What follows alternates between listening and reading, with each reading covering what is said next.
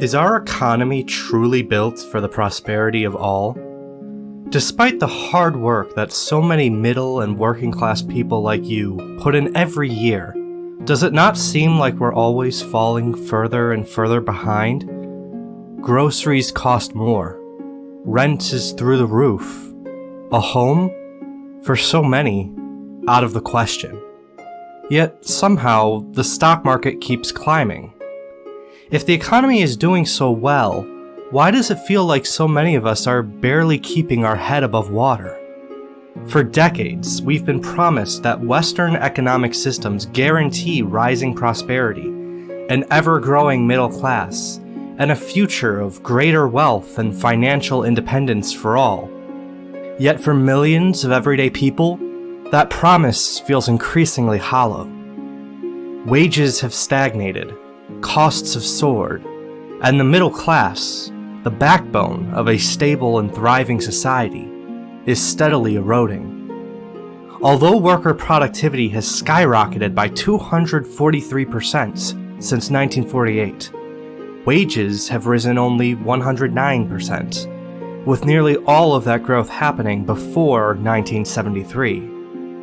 Meanwhile, the cost of basic essentials, housing, healthcare, education, have all climbed at rates far beyond inflation. In 1960, a median home cost just 2.1 times the median household income, yet by 2019, that ratio was 3.5, making home ownership an increasingly distant dream for younger generations. Likewise, the cost of tuition has exploded, rising almost 700% since 1948, after adjusting for inflation. Healthcare costs have followed suit. While annual per capita expenditures for healthcare stood at $1,443.50 in 1960 after being adjusted for inflation, in 2022, that figure was a staggering $13,400 per capita. Even something as simple as owning a car, a basic requirement for work and mobility in much of the country, has become increasingly inaccessible, with the average price of a new vehicle in 2024 exceeding $47,000, despite the fact that the cost of popular new cars, adjusted for inflation, rarely exceeded $30,000 prior to 2019. Meanwhile, the richest Americans have seen their wealth explode. CEOs, who in 1965 earned 20 times the salary of the average worker, now make nearly 300 times as much. The top 1% has seen wage growth of 138% since 1979, while younger college graduates are now making less in real wages than they did in 2000. These numbers tell a story that many already feel in their daily lives. For all our economic success on paper, real financial security is slipping further out of reach for the vast majority of everyday people. How long can an economy survive that only benefits the wealthy, while the middle class shrinks and the working class struggles just to survive? The economic crisis we face is now impossible to ignore. It has become equally apparent to people across class lines and political ideologies.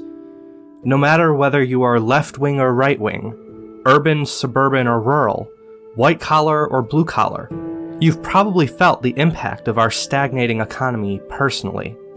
Yet while your bills pile up and your paycheck stretches thinner each month, pundits and politicians insist the economy is thriving, pointing to soaring stock prices, deceptive employment statistics, and GDP charts that feel more like fantasy than reality. It leaves many of us wondering, what do these metrics of economic success even mean if everyday people continue to see their livelihoods and financial stability slip away? The good news?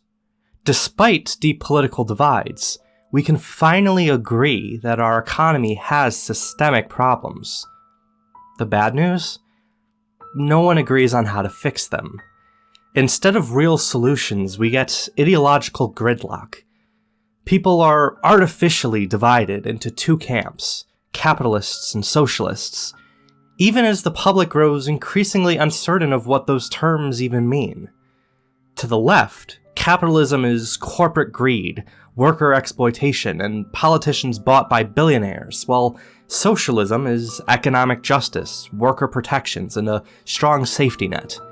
Meanwhile, to the right, socialism is government overreach, stifled ambition, and economic decay, while capitalism is innovation, economic freedom, and meritocracy. At the heart of this debate are fundamental questions. Should the economy be structured from the top down or the ground up? Should we entrust the government to guide the marketplace or prioritize individual economic freedom? Should we focus on lifting the poor out of poverty, or should we prioritize fueling corporate profit, hoping prosperity trickles down? These are real, pressing questions. Yet, instead of thoughtful debate, we most often get partisan soundbites and hurling of ambiguous labels. Identity politics and ideological loyalty cloud our discussions, drowning out practical policy proposals that are rooted in concrete historical data. What even are capitalism and socialism? Are these even the only two systems we have to work with? Even within academic circles, these terms have been warped beyond recognition. Politicians and pundits wield these terms less as accurate descriptors of economic models and more as rhetorical weapons, blurring definitions to fit their agendas, obscure inconvenient realities, and rally their base. Far from being an accident, this ambiguity is a deliberate tactic. By keeping definitions vague, influencers can lure moderates into radicalization, demonize opponents, obscure nuance, and hide the existence of alternative models that exist outside of this false dichotomy. The result? A population more focused on hating the other side than actually fixing the economy. In this video, I strive to do the opposite of what many influencers and propagandists try to do. Namely, I would like to clearly and unambiguously define what the major tenets of capitalism and socialism are, so that we can compare the two systems honestly and fairly side by side. In addition, I would like to be transparent about the existence and efficacy of alternative economic systems such as distributism, so that we can transcend identity politics and ideological purity tests to consider the possibility of systems that might work better than the two we've been manipulated by political elites into limiting ourselves to. I believe that the financial future of everyday working people is too important to repress practical policy discussions behind walls of ideological banter. So, what exactly is capitalism? Is it a free market-based meritocracy that prioritizes the efficient extraction of wealth from limited resources? Or is it a monopolistic corporate oligarchy that derives value for wealthy capitalists from the hard work of underpaid, exploited workers? As you may have guessed, the reality is far more nuanced than this dichotomy, ever so present in popular discourse, would suggest. To begin our analysis, let's go straight to the source, the father of capitalism himself, Adam Smith. In his Wealth of Nations, Smith lays out the foundational principles that define capitalism as an economic system. First, he argues that labor should be divided so as to maximize efficiency. By breaking tasks into specialized roles, businesses become more efficient, maximizing output and reducing costs. Second, Smith insists that individuals, by their very nature, act to maximize their own profit, and that the self-interest is the engine of economic progress.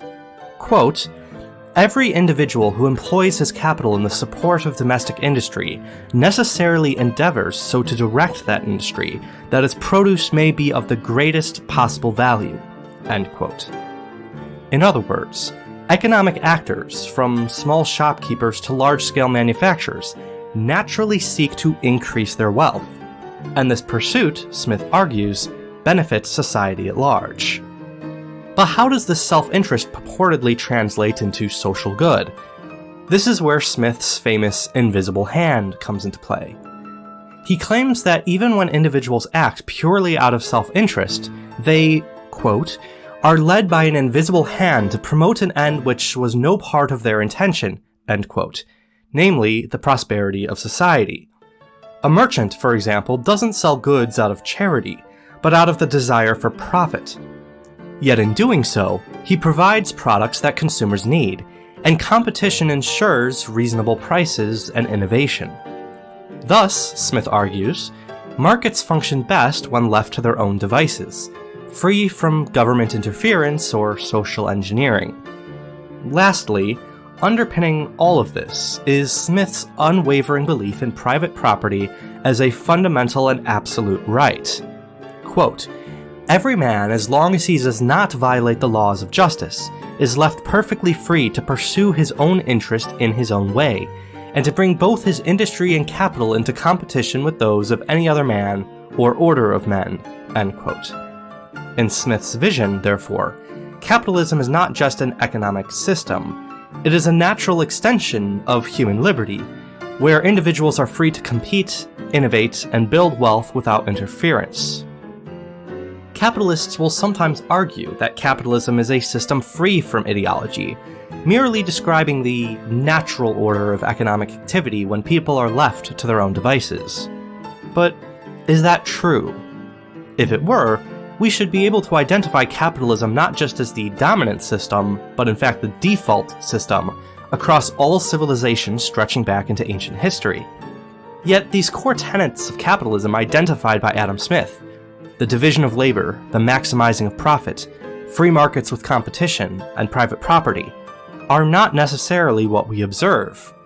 And if they were, why would Smith have felt the need to compose his Wealth of Nations in the first place? Even the late Middle Ages, the period directly preceding Adam Smith's, operated under an entirely different set of principles. Unlike the capitalist focus on labor specialization, medieval economies were largely built around craftsmen who oversaw the entire production process from start to finish. A blacksmith, for example, didn't forge a single piece of metal to be assembled in a distant factory. He shaped the raw materials, crafted the finished product, and sold it himself. This artisanal model prioritized skill and self-sufficiency over efficiency and mass production. Meanwhile, the dominant economic system was not free market trade, but mercantilism, in which nations sought to maximize their trade surpluses through strict government control of commerce. Since trade was viewed as a zero-sum game, one nation's gain was another's loss, policies prioritized national power over individual profit. Governments imposed heavy tariffs, controlled exports, and restricted foreign competition to ensure their own economic dominance. Likewise, the medieval approach to private property was fundamentally different from the capitalist model. Serfs, who made up a majority of the population, had no true ownership of land. What they farmed was theirs only by virtue of their feudal obligations to a lord. Even outside the feudal system, land ownership was far less absolute than in modern economies, as large tracts of land were held in common, open to public use for grazing, foraging, and farming. It wasn't until the 17th century enclosure movements that these commons were privatized, paving the way for capitalist property norms. Far from an early form of capitalism, the medieval economy was structured around guilds, feudal obligations, and state-controlled trade, making it a system that prioritized stability and hierarchy over competition and profit. What about maximizing profit? Most likely assume that maximizing wealth has always been the primary goal of economic activity, even in the Middle Ages. Yet the sociologist Max Weber argues otherwise in his The Protestant Work Ethic and the Spirit of Capitalism. As Weber writes, quote, "The frame of mind of capitalism would have been prescribed in the Middle Ages, for it would have been viewed as an expression of filthy greed and completely undignified character," end quote. While the spirit of capitalism is the, quote, "acquisition of money and more money as an end in itself, such that people are oriented to acquisition as the purpose of life," end quote, pre-capitalist economies would have sought only so much as was needed to sustain their desired way of living. As Weber argues, quote, "People do not wish by nature to earn more and more money. Instead, they wish simply to live, and to live as they've been accustomed, and to earn as much as is required to do so," end quote. Capitalism, therefore, represented a completely different outlook not just on the way economies should be structured, but even what the most fundamental purpose of an economy is. What are the primary consequences of implementing capitalism? According to the history professor Jerry Muller, capitalism has three principal effects. First, on the positive side, it promotes growth by fostering, quote, innovation and dynamism, driving the creation of new knowledge, new products, and new modes of production and distribution, end quote. Unlike the pre-capitalist economies Max Weber talked about, economic output is not fixed, since the desire to maximize profit drives people to seek constant growth. Consequently, since economic growth generally means increased economic output, one person's gain need not be another's loss, allowing capitalism, at least in principle, to enrich everyone. Statistically, the ability of capitalism to increase wealth, promote innovation, encourage entrepreneurship, and improve standards of living from pre-capitalist levels is indisputable. This is the strongest argument capitalists will make in favor of their system because it is a position grounded in reality with ample data to back it up. On the negative side, however, capitalism encourages destructive levels of consumerism. As new forms of commerce and manufacturing make everyday goods more affordable, at least historically so, they also expand subjective wants and reshape our perceptions of need. While consumerism drives economic activity in the short term, it can be economically damaging in the long run, as it fosters overconsumption, encourages unsustainable debt, and shifts focus away from long-term investment or productive innovation in favor of immediate gratification. Finally, capitalism has made economic activity increasingly resistant to intentional social influence and moral critique. As Muller writes, quote, "Prior to capitalism's rise, life was shaped by traditional institutions that tied individuals to communal, political, and religious structures. The advent of capitalism granted individuals more control over their lives, offering both freedom and responsibility. This shift, while liberating, also proved destabilizing, as it allowed for both progress and regression in equal measure," end quote. In other words, rather than understanding economics as a facet of overall human activity governed by ethics, society has rebranded economics as a kind of empirical science devoid of values that ought not to be subject to moral criticism, lest well-meaning regulators, acting contrary to these seemingly unquestionable principles, subject the economy to inefficiency. Economic activity, capitalism suggests, should be free from the influence of social control, such that people should be free to seek whatever destiny market pressures make possible. What then are we to make of capitalism? As a system built upon the foundational tenets of the division of labor, the maximizing of profit, free markets with competition, and private property, it does succeed at creating wealth and fostering innovation in a way that no other economic system put into practice has ever been able to rival. At the same time, however, rigid understandings of private property rights have caused resources that were historically designated for common use to be subsumed into the wealth portfolios of wealthy capitalists. Likewise, the Industrial Revolution, which was a natural consequence of capitalism's implementation, shifted production away from artisans who had control over the manufacturing process to wealthy capitalists who hired out workers for pay. It is no longer economically feasible for most people to run their own businesses, such that the working class now rely upon wage pay for their sustenance, decreasing their overall economic freedom. Furthermore, unchecked competition resistant to moral scrutiny has led to an unsustainable depletion of natural resources, the development of monopolies and oligopolies that take advantage of workers and consumers, the creation of environments hostile to small and family-owned businesses, and the extreme concentration of wealth into the hands of a select few. While most capitalists may be well-intentioned, promoting capitalism with the aim of increasing wealth, protecting civil liberties, and maximizing economic efficiency, in practice, this system, as currently practiced, has caused great harm and benefits the few at the expense of the many. What about socialism, then? Do capitalism's severe faults mean that socialism is automatically the answer we should gravitate towards? Not necessarily. Once again, reality is nuanced, and it is important for us to first outline what exactly socialism is.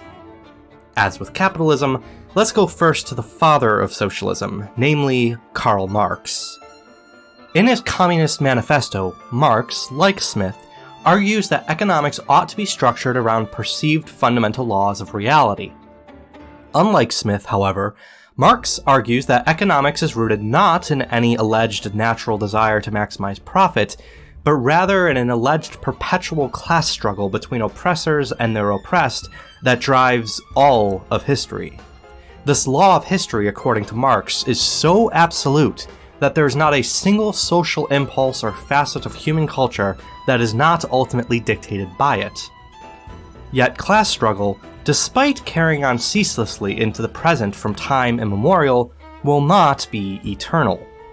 Marx theorized that humanity would eventually reach an end of history, a golden age characterized by the establishment of a classless society that would represent the culmination of every historical struggle from the beginning of civilization up until that point. How would this classless society come to be? According to Marx, capitalism is the last stage of history before the classless end of history. Under capitalism, class struggle manifests as the bourgeoisie, the capitalist class, exploiting the proletariat, the working class. Unlike previous systems, however, wherein class warfare, however unjust, could theoretically sustain itself, the intrinsic contradictions within capitalism, such as exploitation, overproduction, and recurring recessions and inflationary periods, leads capitalism to generate its own gravediggers, inevitably paving the way to a proletarian revolution. This revolution was not merely something Marx called to happen, but something he theorized would inevitably occur as a natural consequence of capitalism's failures. In other words, a proletarian revolution ushering in the end of history was as natural to Marx as the desire to maximize profit was to Adam Smith. As such, the purpose of economics, according to Marx, is to generate a classless society. What would this classless society of Marx's look like? In short, socialism. Socialism, by definition, is the economic system that sustains a classless society or exists to transition a failed capitalist system towards it. What are the primary tenets of socialism? First and foremost, it is absolutely necessary that the proletariat seize control over the means of production, abolishing private ownership over factories, land, and capital. According to Marx, the means of production must be socially owned and not controlled by a privileged few, because so long as the means of production are privately owned, capitalists will always have control over the proletariat, institutionalizing class distinction. In order to achieve social ownership of the means of production, however, power must be radically centralized into the hands of the state until society can finish its transition to true classlessness. The state must direct the activity of industries, eliminate private land ownership, and impose steep progressive taxes that redistribute wealth. Furthermore, the state must confiscate all lands and become the landlord of all, charging just rents and using the funds collected from rent directly towards the good of the proletariat. Since the previous system empowered capitalists to exert excessive amounts of control over the government, the state should also suppress any resistance to the socialist revolution through a dictatorship of the proletariat, confiscating all property from capitalists and dissidents. While this inevitably leads to a totalitarian state in the short term, Marx theorized that in the long term, after class distinctions would disappear, that government would wither away, leaving a society of complete equality. In addition to the tenets outlined in his Communist Manifesto, Marx also outlines another in Das Kapital, namely the labor theory of value. According to Marx, the value of a commodity is determined by the labor time needed to produce it, not by supply and demand. Unlike under capitalism, wherein workers are exploited because they create more value than they are compensated for, and wherein the focus on exchange value distorts the levels at which various goods are produced, socialism should value goods based upon what is needed and how much labor is necessary to produce them. Wealth should not be based upon people's ability to exploit market pressures. Rather, people should be equal, such that they give according to ability and receive according to need, prioritizing the well-being of the many instead of the profits of a few. What are the consequences of implementing socialism? According to the economist Ludwig von Mises, in a socialist economy, the government's control over all means of production eliminates private ownership. While some socialists may argue that Marx never calls for complete abolition of private ownership, critics argue that this is an inevitable effect of implementing socialism in practice. If any form of private property can be confiscated by the government at any time, either because the government deems the owner an enemy of the revolution, or because the government judges the owner possesses too much, is there really any legally protected right to property whatsoever? As such, while the state may recognize some forms of private property in theory, this right can be abolished with the stroke of a pen at any time, making it practically non-existent. The elimination of private property in turn results in the elimination of market competition and genuine market prices. Since the government produces according to perceived need, while valuing goods based on the amount of labor necessary to create them, prices within a socialist system are largely divorced from information about supply, demand, and scarcity. According to von Mises, prices within capitalist systems are not just numbers or arbitrary representations of exchange value. They contain essential information that helps producers and consumers make informed decisions. Without authentic price signals, central planners have no rational way to allocate resources efficiently. Even the best-intentioned socialist planners cannot replicate the decentralized knowledge and innovation generated by market forces. Centralized economic control often leads to bureaucratic inefficiency and corruption, as seen in the Soviet Union's 5-year plans, which produced surpluses of useless goods while neglecting essentials like food. Likewise, China's Great Leap Forward also resulted in catastrophic failure, as miscalculations in agricultural planning led to widespread famine. One of the most abject failures of socialism, then, as demonstrated through history, is waste through overproduction, shortages through underproduction or delayed production, and severe economic inefficiency. Furthermore, socialism undermines the incentives that drive economic progress. In a capitalist system, profit and competition push businesses to improve quality, reduce costs, and innovate. However, under socialism, without the possibility of growing profit, businesses lack the motivation to strive for efficiency, and workers, knowing their wages are guaranteed regardless of effort, often lose the drive to work hard unless the hand of the state compels them to work, typically in those industries that the state's central planners deem necessary. In the Soviet Union, for example, government-run farms consistently underperformed because workers had little personal stake in their success. But when small private plots were allowed, these same farms produced far more food. People are not motivated to work on what they have no stake in. Finally, socialism as theorized by Marx is fundamentally incompatible with democracy and civil liberties. While Marx does believe that socialism will eventually see the dissolution of the state once class distinctions are eliminated, all historical evidence points to the reality that totalitarian regimes, which are part of Marxist socialism's inherent design, not a fluke, don't relinquish power and don't result in the elimination of class distinctions. In fact, totalitarian governments simply act as new oppressors, replacing corporations as the primary antagonists of the proletariat. Critics have long pointed out that the core tenets of socialism require totalitarianism. If the state controls the means of production, all economic power necessarily ends up in the hands of the state. Those who disagree with government policy are disempowered because they lack economic independence and are entirely dependent on the state for their well-being, much like a worker is dependent upon the wages of his employer under capitalism. Furthermore, to centrally plan an economy, political authority must also be centralized, inherently sending the state on a trajectory towards absolute power. Many people who call themselves socialists, especially leftists in contemporary political discourse, will protest that what I've just described is communism, not socialism, and that socialism as a term encompasses a much broader scope of ideologies and systems. Democratic socialists, for example, will maintain that they are in favor of combining socialist economic policy with democratic liberties. Likewise, anarcho-syndicalists, who seek to bypass the totalitarian process entirely by transitioning straight into an anarchist democratic system built upon workers' unions, challenge the conception of socialism I've just described. My response, however, is that any system that wishes to call itself socialist must embody the core tenets of socialism as outlined by Marx, namely, the historical law of class warfare, seizure of the means of production, centralized control over the economy, receiving from each according to ability and giving to each according to need, and the labor theory of value for pricing.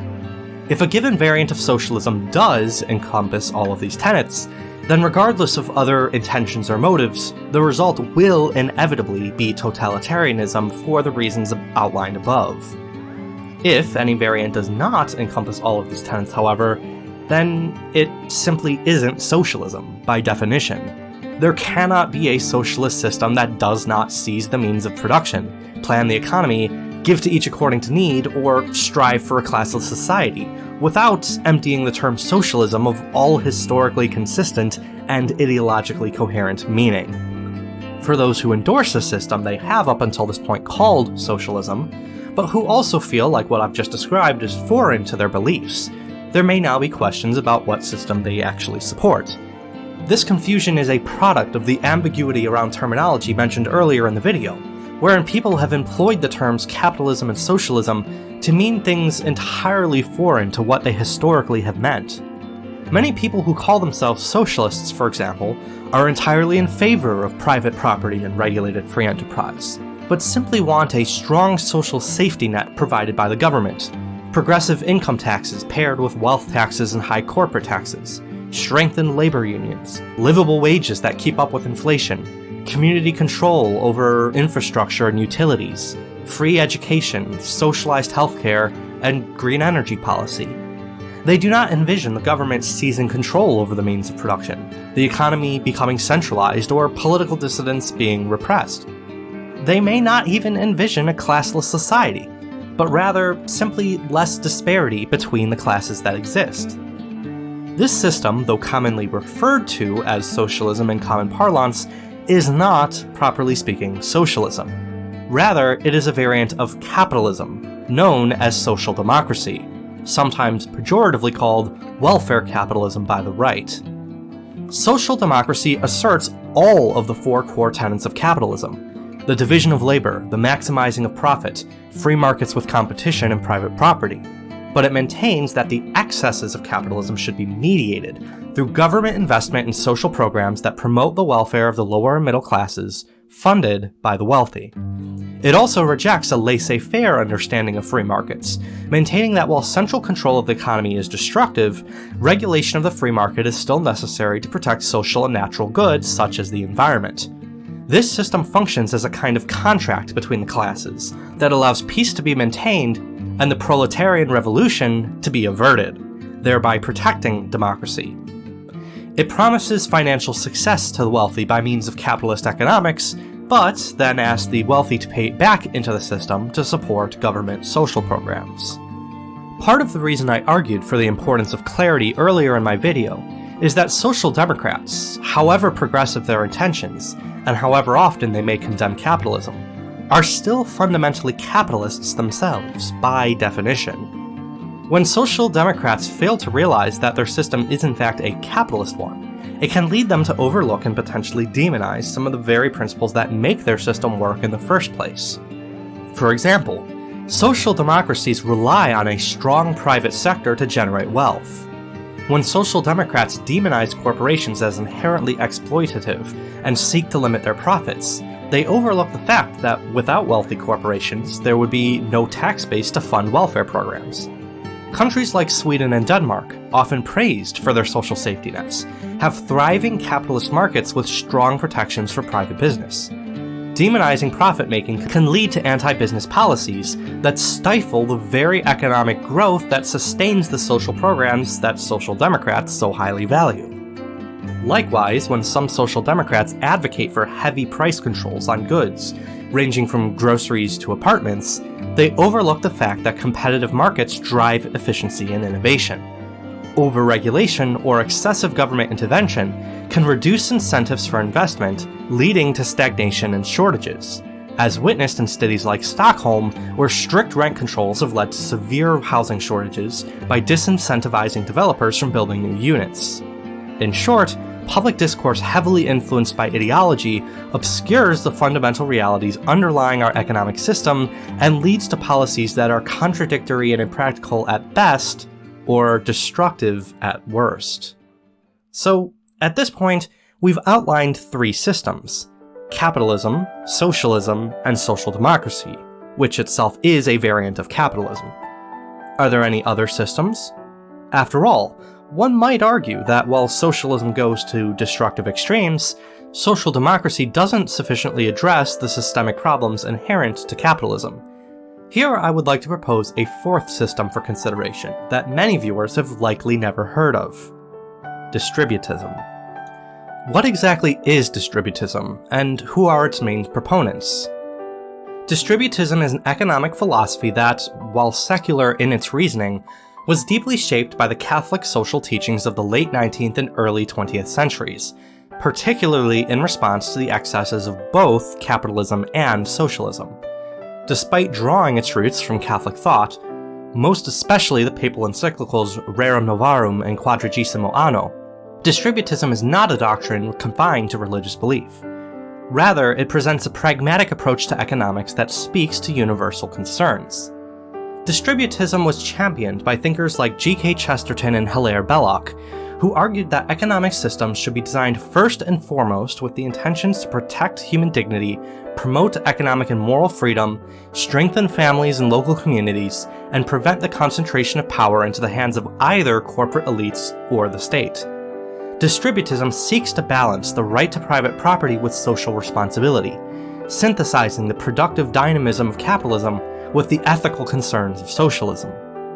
It envisions an economy where ownership of productive assets is widely distributed rather than monopolized by corporations of the state, ensuring that economic power remains decentralized and accessible to individuals, families, and small enterprises. In doing so, distributism offers a compelling alternative to the pitfalls of both capitalism's wealth inequality and socialism's bureaucratic control, advocating for a system that respects both individual liberty and the common good. If distributism aims to distribute ownership of productive assets, what are the core tenets of distributism? Before answering that, it pays to examine the Catholic social teaching that inspired distributism in the first place. What did Catholic philosophy during the Gilded Age, Progressive Era, Soviet Revolution, and Great Depression have to say about capitalism and socialism, respectively? Catholic social teaching presents a nuanced view of private property. On the one hand, Pope Leo XIII affirms that property rights are fundamental to justice. Dissolving private property is, quote, manifestly against justice, since every man has by nature a right to possess property as his own, end quote. He warns that abolishing private property would harm wage earners by depriving them of, quote, the liberty of disposing of their wages, and thereby all hope and possibility of increasing their resources and bettering their condition of life, end quote.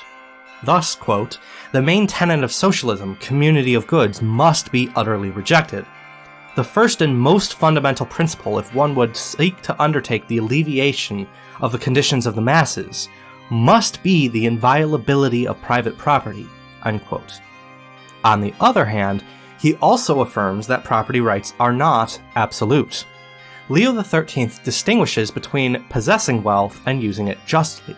Quote, it is one thing to have a right to possession of money, and another to have a right to use money as one wills. When what necessity demands has been supplied and one's standing fairly taken thought for, it becomes a duty to give to the indigent out of what remains over, end quote. Pius XI expands on this. Quote, a person's superfluous income is not left wholly to his own free determination. The rich are bound by a very grave precept to practice almsgiving, beneficence, and munificence, end quote. In short, property rights diminish as goods become less essential. Superfluous wealth belongs to the poor, and ownership carries a moral duty to serve the common good. Arising from the socially conditioned right to property is the necessity of regulating free markets. While Leo XIII warns against excessive government control, stating that, quote, "The contention that the civil government should at its option intrude into and exercise intimate control over the family and the household is a great and pernicious error," end quote. He nevertheless insists that capitalism cannot be exempt from moral critique. Quote, "The right ordering of economic life cannot be left to a free competition of forces, for from this source, as from a poisoned spring, have originated and spread all the errors of individualist economic teaching," end quote. He rejects the idea that economic and moral concerns are separate, arguing that a just economy must align with moral law. Pope John Paul II, writing in the late years of Soviet communism, sought to balance free markets with the need for regulation. While he condemns centrally planned economies for reducing individuals to mere, quote, "cogs in the state machine," end quote, he also rejects the notion that the economy should be entirely beyond state oversight.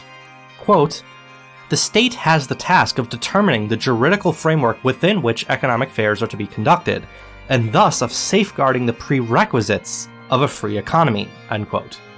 Though he acknowledges that, quote, "the free market is the most efficient instrument of utilizing resources and effectively responding to needs," end quote, he warns that some needs are beyond the market's scope, and that supply and demand alone cannot determine human flourishing.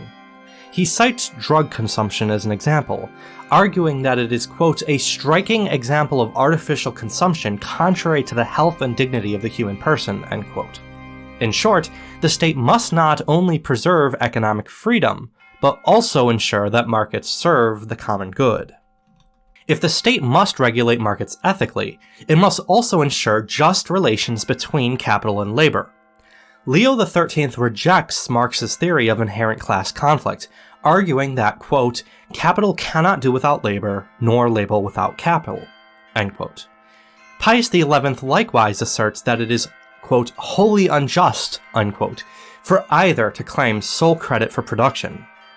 However, both acknowledge why class tensions arise. Pius XI warns that capital has long, quote, "appropriated too much to itself," end quote, leaving workers with barely enough to survive, violating social justice by concentrating wealth and power. Leo XIII similarly decries the unchecked exploitation of workers, noting that, quote, "By degrees it has come to pass that working men have been surrendered, isolated and helpless, to the hard-heartedness of employers and the greed of unchecked competition," end quote. He condemns rapacious usury and the concentration of industry in the hands of a few, which has imposed on laborers, quote, "a yoke little better than slavery itself," end quote. To rectify this imbalance, Pius XI insists that, quote, "the worker must be paid a wage sufficient to support him and his family," end quote, though he acknowledges that wages must also consider business sustainability and the broader economic good. He further argues that employment opportunities must be available to all willing to work. Given capital's historical dominance, Leo XIII insists that rulers have a duty to, quote, "promote to the utmost the interests of the poor," end quote, a principle Pius XI reaffirms. Ensuring economic justice, therefore, requires not class warfare, but a balance where both labor and capital share in the benefits of economic progress.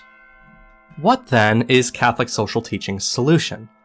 Leo XIII envisions an economic system that upholds private property and free enterprise, while recognizing that property rights are socially conditioned. The state must regulate the economy to protect the common good, ensure class harmony, guarantee livable wages, and prioritize the needs of the poor. He also upholds collective bargaining as a fundamental right, and condemns excessive wealth concentration. Pius XI takes this further, arguing that, quote, "so far as it is possible, the work contract should be somewhat modified by a partnership contract," end quote, granting workers a greater share in the ownership, management, and profit of industry. This vision, especially Pius XI's call for greater worker participation and ownership, inspires the foundational tenets of Distributism. Distributism, going further than social democracy, asserts that it is not enough to sustain people's needs through social assistance programs. Instead, to the greatest extent practically possible, the economy should be restructured to allow people to sustain themselves without being subject to the whims of wealthy corporate employers or the government. Economic freedom and independence are of paramount importance. According to G.K. Chesterton, capitalism as practiced in modernity does not actually uphold free enterprise. Instead of spreading ownership, capitalism concentrates wealth in the hands of a few, leading to monopolies, a problem that potentially remains even in social democratic systems. As Chesterton famously wrote, quote, "Too much capitalism does not mean too many capitalists, but too few capitalists," end quote. However, socialism doesn't solve the problem of wealth concentration, since it centralizes control in the hands of the state, replacing private monopolies with government monopolies. In either case, people become dependent on powers outside of themselves for sustenance. Capitalism makes people dependent on corporations, while socialism makes people dependent on the state, a point that Hilaire Belloc expands upon in his Servile State. According to Belloc, modernity suffers from the intolerable reality that a large class of people are legally or economically dependent on a ruling elite. Although people are not formally enslaved, as would be the case with chattel slavery, the modern servile state renders them unable to escape wage dependence. Since industrialization took the means of production away from artisans and placed them in the hands of wealthy capitalists, capitalism also created a permanent class of wage earners who cannot realistically become owners themselves. Socialism, while rightfully criticizing what it calls wage slavery, does not offer a viable solution, since state control leads to bureaucracy and dependence. Ownership is not truly distributed under socialism, but rather is concentrated under a centralized power, while wealth is temporarily redistributed in a manner that keeps most workers dependent. Social democracy, which seeks to mediate class disparity by applying the taxes of the wealthy to social programs, also fails to fundamentally address the systemic problem of wage slavery, instead relying upon it to generate the wealth that funds government welfare. What then is the solution? As Pius XI argued, workers should be granted a greater share in the ownership, management, and profit of industry.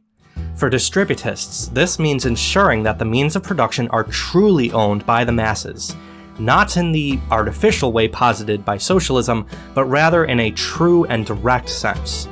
Instead of concentrating wealth in the hands of a few, or placing control of industry into the hands of the government, we should focus on breaking up monopolies and regulating the marketplace to ensure that genuine market competition favors small local businesses. Rather than a society of renters and wage laborers, distributists aim to create a society of owners, believing that ownership is sacrosanct because it fosters dignity and responsibility in ways that mere employment or state control cannot. Society, they argue, should be decentralized and self-sustaining, built upon the principle of subsidiarity, with cooperatives, guilds, and family businesses guiding the economy instead of corporate monopolies.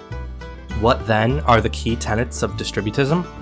As John Madale outlines, a truly free market requires broad property ownership through employee-owned businesses, cooperatives, and family enterprises. Livable worker compensation that reflects the real value of labor. Decentralized decision-making that empowers families, communities, and small businesses instead of government or corporate monopolies. And state regulation of monopolies and predatory practices, while leaving small businesses free to operate. Rather than redistributing wealth, the government should create conditions that allow people to thrive independently. E.F. Schumacher adds that work should be personally fulfilling and socially meaningful, not just a mean to earn wages, meaning that people should generally oversee more of the production process than a single specialized task, as Adam Smith proposed. In short, distributism offers a compelling alternative to capitalism, socialism, and even social democracy by preserving the benefits of a free market while ensuring economic justice. Unlike capitalism, which leads to wealth concentration, corporate monopolies, and worker exploitation, Distributism emphasizes decentralization and broad-based property ownership, preventing economic power from accumulating in the hands of a few. At the same time, unlike socialism, which eliminates private property and stifles individual initiative through state control, distributism upholds private ownership as essential to human dignity and economic participation. By prioritizing small businesses, cooperatives, and family enterprises over corporate dominance or government bureaucracy, it fosters genuine economic freedom, one in which individuals and communities control their livelihoods, rather than remaining dependent on distant elites. Rooted in subsidiarity, distributism ensures that economic decisions are made at the most local and personal level possible, reducing inefficiency, fostering greater accountability, and improving environmental sustainability. Moreover, distributism addresses capitalism's systemic flaws more effectively than social democracy. While social democracy seeks to mitigate inequality through regulation and redistribution, it still allows corporate monopolies to dominate, leaving workers dependent on either large employers or state welfare. Distributism, by contrast, prevents inequality at its source by structuring the economy around broad-based ownership rather than relying on state intervention to correct imbalances after they occur. By striking a balance between personal ownership and the common good, distributism offers a more humane and sustainable vision of economic life, one that aligns economic structures with human dignity, social justice, and authentic freedom. In the end, the question we must ask is which economic system aligns most closely with the dignity of the individual, the health of our communities, and the sustainability of our future. While capitalism thrives on competition and innovation, it too often leaves the many at the mercy of the few. While socialism promises equality, it too often leads to a stifling centralization of power. Social democracy, though more compassionate, still relies on a flawed system that cannot escape the grip of corporate monopolies and centralized state control. Distributism, by contrast, offers a third way, one that seeks to balance personal freedom with social justice, local autonomy with collective responsibility. It encourages widespread ownership, strengthens communities, and restores a sense of true economic participation and dignity to all. In a world where economic inequality, corporate power, and alienation are pressing concerns, distributism presents not just a theoretical ideal, but a practical and humane alternative. It's time we look beyond the binary of capitalism and socialism and ask, what kind of economy do we want to create for ourselves and for future generations? What do you think? Can distributism fix our economy's failures in ways that capitalism, socialism, and social democracy have so far failed to do? I'd love to hear your thoughts in the comments below. If you like this video, don't forget to subscribe and hit that bell so you can be notified when new videos are released. Also be sure to like this video so that YouTube recommends it to others. If you'd like to support this channel for as little as $1 a month, you can also become a supporter on Patreon. Links in the description of this video. I look forward to the philosophical journey ahead with you. Peace be with you. This has been The Philosopher.